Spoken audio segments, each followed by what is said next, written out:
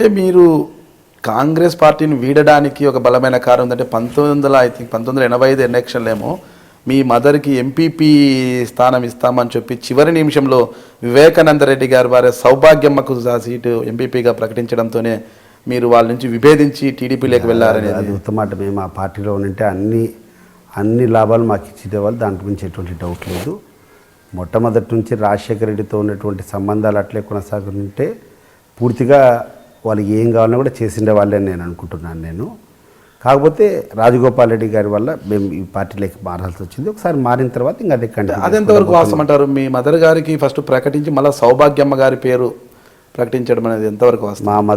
మా మదర్ ఇక్కడ కంటెస్ట్ చేసేటప్పుడు మేము టీడీపీ తరఫున కంటెస్ట్ చేస్తున్నామని చెప్పి తెలిసిన తర్వాత ఇక్కడ ఎవరు కూడా క్యాండిడేట్ లేరని చెప్పి ఇంకా వాళ్ళ నియోజకవర్గంలో ఇది ఫ్రీగా వదిలిపెడితే బాగుండదని స్వయంగా వాళ్ళే వచ్చి వాళ్ళ వివేకానంద రెడ్డి మిసెస్ని పెట్టాల్సినటువంటి పరిస్థితి. అంతేగాని వాళ్ళేదో ఇక్కడేదో పదవి కోసం ఇక్కడ పెట్టేట్టు కాదు అది. అంటే ప్రస్తుతానికి తీసుకుంటే మీకు వైఎస్ రాజశేఖర రెడ్డి గారి కుటుంబంతో ఎలాంటి సంబంధాలు ఉన్నాయంటారు? నేను ఇంతవరకు ఒక్క సందర్భంలో కూడా వాళ్ళతో మాట్లాడినటువంటి దాఖలాలు ఎక్కడే కనలేవు.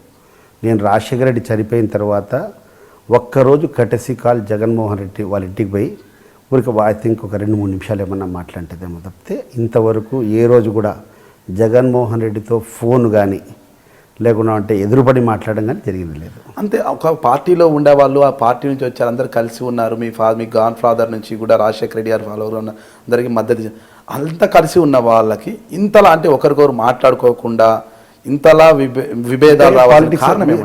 నాకి అంత పెద్ద విభేదాలు ఏం లేవు, మేమేం కొట్టుకునేది లేదు. కాకపోతే నా మీద వాళ్ళు చాలా పెద్ద కుతంత్రం జరిపారు. వాళ్ళు అధికారంలో ఉండేటప్పుడు వేల్పుల అనేటువంటి ఒక గ్రామంలో సొసైటీ ఎలక్షన్స్ జరిగేటప్పుడు నా మీద జరిగినటువంటి దాడిలో నన్ను సేఫ్ గార్డ్ చేయడానికి నా దగ్గర ఉన్నటువంటి గన్మెన్లు కాల్పులు జరిపితే ఆ కాల్పులో 2 చనిపోతే నా మీద తప్పుడు కేసు పెట్టి నన్ను జైలు పాలన్నీ వాళ్ళు చేశారు. కానీ వాళ్ళు ఎన్ని చేస్తే నేనైతే రాజకీయంగా స్ట్రైట్ ఫార్వర్డ్.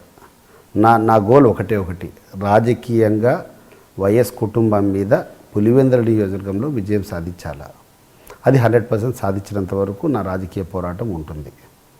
అంటే రాజారెడ్డి గారిని హత్య విషయంలో మిమ్మల్ని ప్రధాన ముద్దాయిగా ఎందుకు చేర్చారంటారు? అప్పుడు అవన్నీ ఆ విషయాలే నాకు నచ్చింది. రాజశేఖర రెడ్డి కుటుంబంలో కొన్ని మంచి అలవాట్లు ఉన్నాయి. వాళ్ళకు ఉన్నటువంటి ఇటువంటి అలవాట్లు ఏది, ప్రత్యర్థి మీద దాడి చేయడము, ప్రత్యర్థిని ముట్టుబెట్టాలని ప్రయత్నం చేయడము, ప్రత్యర్థిని కేసుల్లో అనవసరంగా ఇరికించాలని చెప్పి ప్రయత్నం చేయడము, ఇటువంటి కొన్ని అలవాట్లు వాళ్ళకు ఉన్నాయి. మంచి పద్ధతులు కాదు. వాళ్ళకు కొన్ని మంచి అలవాట్లు కూడా ఉండొచ్చు, కానీ ఇటువంటి చెడ్డ అలవాట్లు కూడా కొన్ని ఉన్నాయి. ఈ పద్ధతులు నేను పూర్తిగా వ్యతిరేకము. వాళ్ళు ఎన్ని నా మీద చేసినా నేను మాత్రం అటువంటి పరిస్థితులు చేయను. నా యొక్క ఎయిమ్ ఒకటి, పులివెందులలో వాళ్ళ కుటుంబం మీద ఇక్కడటువంటి ప్రజలతో మన్నన పొంది ఇక్కడ ప్రజలకు కావాల్సినటువంటి అన్ని కార్యక్రమాలు పూర్తి చేసి పాజిటివ్ ఓటుతో గెలవాలనేదే నా లక్ష్యం తప్పితే క్రిమినల్ పాలిటిక్స్ చేయడము, లేకుంటే అనవసరంగా ఎవరినో సఫకేట్ చేయడము, పొలిటికల్గా హ్యారెస్ చేయడము, ఇవన్నీ నేను నమ్మను. నేను నమ్మిన సిద్ధాంతం ఒకటి, వీఆర్ ఇంటూ పాలిటిక్స్. ఇండియన్ డెమోక్రసీలో అపోజిషన్లో ఉన్న రూలింగ్లో ఉన్న we have to do constructive politics కోసము మనం కొట్లాడుకోవడము, చంపడము, లేకుండా అంటే ఒక వైరు వర్గాలు ఉండేది. రాజకీయాలకు దూరం అంటారు. మొత్తం హత్యా రాజకీయాలే కాదు, ఒక రకమైనటువంటి దీన్ని ఏమంటారు, ఒకరిని ఇబ్బంది పెట్టే రాజకీయాలు కానీ, లేకుంటే అంటే ఒకరి మీద కసి తీసుకోవాల్సినటువంటి రాజకీయాలు కానీ, ఏదో ప్రత్యర్థం చేయడం కానీ అవన్నీ కాదు. నేను ఇక్కడ గెలవాలి, అది నా లక్ష్యం. గెలవడం ఏ రకంగా గెలవాలి? నేను నా ప్రత్యర్థుల కంటే ఎక్కువ మేలు నేను ఇక్కడ ఉన్నటువంటి ప్రజలకందరికీ చేసి ప్రజలతో శభాష్ అనిపించుకొని నేను గెలవాలనుకుంటున్నా. అంటే రాజశేఖర రెడ్డి గారి మృతి అనంతరం జరిగిన బై ఎలక్షన్స్లో విజయమ్మ గారి మీద పోటీకి మీరు నిలబడమంటే చంద్రబాబు నాయుడు గారు మీరు కొద్దిగా విభేదించినట్టు తెలుసు. అంటే నిలబడ్డం దాంతోనే మీరు వద్దనడంతోనే బీటెక్ రవి గారిని రంగప్రవేశం చేయించిన ఎందుకు అప్పుడు ఆ విషయంలోనే చంద్రబాబు నాయుడు గారితో మీకు కొద్దిగా గ్యాప్ వచ్చింది అంటుంటారు?